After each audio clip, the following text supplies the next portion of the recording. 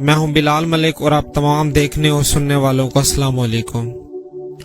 ناظرین گرامی، آج سے 3000 سال پہلے کی بات ہے کہ مصر میں ایک جابر اور ظالم حکمران کی حکومت تھی جس کا نام فرعون تھا، جو نہ صرف جابر اور سرکش بادشاہ تھا بلکہ انا پرست بھی تھا، جس نے خدائی کو للکارنے کی حرکت کی تھی۔ فرعون ایک انتہائی بدکار اور ظالم شخص تھا جس نے اپنی رعایا کو حکم دیا تھا کہ وہ اس کے سامنے سجدہ کریں۔ ناظرین گرامی، جو اس کے سامنے سجدہ کرنے سے انکار کرتا، فرعون اس پر ظلم کی انتہا کر دیتا اور اسے قتل کروا دیتا۔ اس زمانے میں اللہ تعالیٰ نے اپنے پیارے اور سچے پیغمبر حضرت موسیٰ علیہ السلام کو اس روئے زمین پر بھیجا تاکہ وہ لوگوں کو دین کی ترغیب دیں اور بدکاری اور ریاکاری سے باہر نکالیں۔ حضرت موسیٰ علیہ السلام نے بنی اسرائیل کی قوم کو اسلام کی ترغیب دی اور انہیں جھوٹے خدا کی عبادت سے باز آنے کی ترغیب دی۔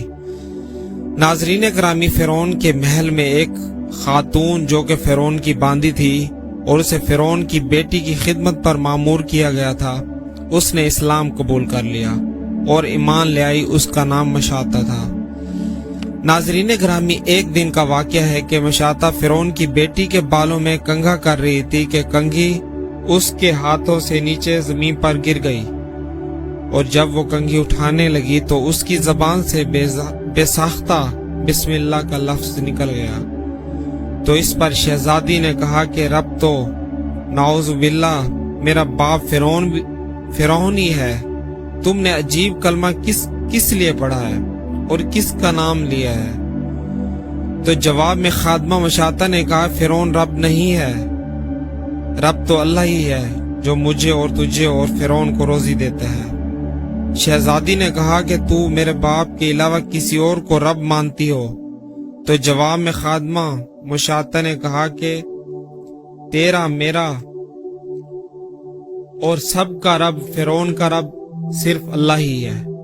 شہزادی نے اس بات کی خبر فوراً جا کر اپنے باپ فرعون کو دی، اور فرعون اس بات پر آگ بگولا ہو گیا اور اس نے فوراً خادمہ کو دربار میں بلا بھیجا۔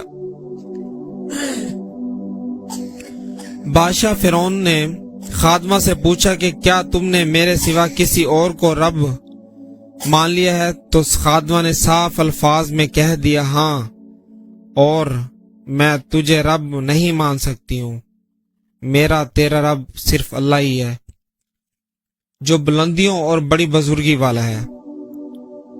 جواب سن کر فرعون دنگ رہ گیا۔ ناظرین گرامی، اس جواب کو سننے کے بعد فرعون نے سوچا کہ اس عورت کو ایسی عبرتناک سزا دینی چاہیے کہ دوبارہ کوئی بھی اس طرح نہ سوچے۔ اسے پتہ تھا کہ یہ خادمہ اپنے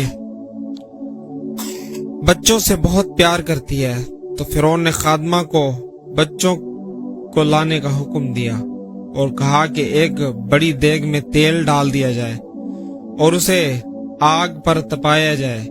جب یہ تیل تپ جائے تو اس دیگ میں خادمہ کے بچوں کو ایک ایک کر کے ڈالا جائے۔ پیارے دوستو، فرعون کی یہ بات سن کر خادمہ کی آنکھوں کے سامنے اندھیرا چھا گیا۔ سپاہیوں نے ایک بچے کو پکڑا اور اسے گھسیٹتے ہوئے کھولتی دیگ کے قریب لے گئے، اور وہ بچہ ماں کی طرف دیکھتے ہوئے گڑ گڑا رہا تھا۔ وہ بچہ کبھی سپاہیوں سے مدد کی بھیک مانگتا تو کبھی وہ فرعون کی طرف امید بھری نگاہوں سے دیکھتا۔ سپاہی بچے کو کھولتی دیگ کے پاس لے گئے۔ چند ہی لمحوں میں اس بچے کی کھولتی ہوئی دیگ میں انڈیل دیا گیا، اور ماں حسرت بھری نگاہوں سے تکتی رہ گئی، اور کچھ دیر بعد اس بچے کی ہڈیاں تیل کے اوپر تیرنے لگی۔ شہزادی نے خادمہ کو کہا کہ اپنے پسندیدہ رب کو چھوڑ دو اور میرے والد کو رب مان لو اور ضد چھوڑ دو، لیکن خادمہ نے فرعون کو خدا تسلیم کرنے سے صاف انکار کر دیا۔ پیارے دوستو، تھوڑی دیر بعد اس کے دوسرے بچے کو بھی اس ابلتے ہوئے تیل میں ڈال کر ہلاک کر دیا گیا۔ اب سپاہی اس چھوٹے بچے کی طرف بڑھ رہے تھے جو شیر خوار تھا۔ جب سپاہیوں نے بچے کو چھینا تو بچے سے بے ساختہ لحاظ سے آواز نکلی۔ اس اثنا پر ماں زمین پر گر پڑی اور زاروں قطار رونے لگی۔ یہ سب خداوند کریم دیکھ رہا تھا۔ پیارے دوستو، اس کے بعد ایک معجزہ ہوا۔ جو بچہ شیرخوار تھا، جو بول بھی نہیں سکتا تھا، خداوند کریم نے اس کی زبان میں جان ڈال دی اور بھری دربار میں بول اٹھا کہ اے میری ماں، تو حق پر ہے۔ فرعون کے دربار میں موجودہ لوگ اس بچے کی آواز سن کر دنگ رہ گئے، لیکن ان کے دلوں میں کفر کے تالوں نے انہیں اس قدر جکڑا ہوا تھا کہ اس بھرے دربار میں کچھ نہ بولے۔ اور کچھ دیر بعد اس بچے کو بھی اس ابلتے ہوئے تیل میں ڈال دیا گیا اور بچہ بھی بے خطا مارا گیا۔ پیارے دوستو، یہ سب ظلم و ستم اس خادمہ کے بچوں کے ساتھ کیا گیا۔ یہ سب دیکھ کر خادمہ کا دل پھٹ پڑا تھا۔ وہ خادمہ اگر چاہتی تو اپنے بچوں کو اس دردناک عذاب سے بچا سکتی تھی۔ اسے صرف ایک کلمہ کفر پڑھنا تھا، لیکن اس نے انکار کیا، کیونکہ اسے پتہ تھا کہ اس کا اجر اسے آخرت کی زندگی میں ضرور ملے گا۔ اب سپاہیوں نے اس خادمہ کو پکڑا اور اسے گھسیٹتے ہوئے دیگ کے پاس لے گئے، اور وہاں اچانک خادمہ نے کہا کہ میری ایک درخواست ہے۔ تو اس پر فرعون چونک گیا اور پوچھا، کیا کہنا چاہتی ہو؟ خادمہ نے کہا کہ تم میری اور میرے بچوں کی ہڈیاں ایک ہی جگہ باندھ کر دفنا دینا۔ پھر اس نے اپنی آنکھیں بند کر لیں اور اسے بھی دیگ میں ڈال دیا گیا۔ پیارے دوستو، اس واقعے کے بعد ہمارے پیارے آقا حضرت محمد صلی اللہ علیہ وآلہ وسلم اس دنیا میں تشریف لائے۔ آپ کو ایک رات معراج کے سفر پر لے جایا گیا۔ اس دوران جب آپ بیت المقدس پہنچے تو آپ کو مصر کی طرف سے ایک خوشبو آنے لگی۔ تو اس پر حضرت محمد صلی اللہ علیہ وآلہ وسلم نے جبرائیل امین سے پوچھا کہ دیکھو کہ کتنی اچھی خوشبو آ رہی ہے، یہ خوشبو کس کی ہے؟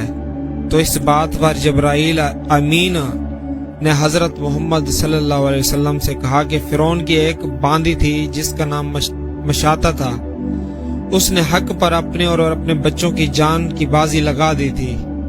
مرنے کے بعد اس کی ہڈیوں کو ایک جگہ باندھ کر دفن کیا گیا تھا۔ دفن ہونے سے لے کے آج تک یہ خوشبو وہاں سے آ رہی ہے اور یہ قیامت تک آتی رہے گی۔ بے شک ہم خوش قسمت لوگ ہیں کہ اللہ تعالیٰ نے ہمیں ایمان کی دولت سے نوازا ہے۔ لوگوں نے دین کو پانے کے لیے کتنی قربانیاں دی اور ہمیں بڑی آسانی کے ساتھ یہ دین مل گیا۔ پیارے دوستو، اگر آپ کو یہ ویڈیو اچھی لگی ہے تو ویڈیو کو لائک کریں، اگر چینل پر نئے ہیں تو چینل کو سبسکرائب کریں اور گھنٹی کے نشان کو لازمی پریس کریں تاکہ ہر آنے والی ویڈیو کا نوٹیفیکیشن آپ تک پہنچتا ہے، اور اس ویڈیو کو صدقہ جاریہ سمجھ کر آگے دوستوں کے ساتھ ضرور شیئر کیا کریں تاکہ ہر کسی کو اس کا فائدہ ہو۔ جزاک اللہ خیرہ۔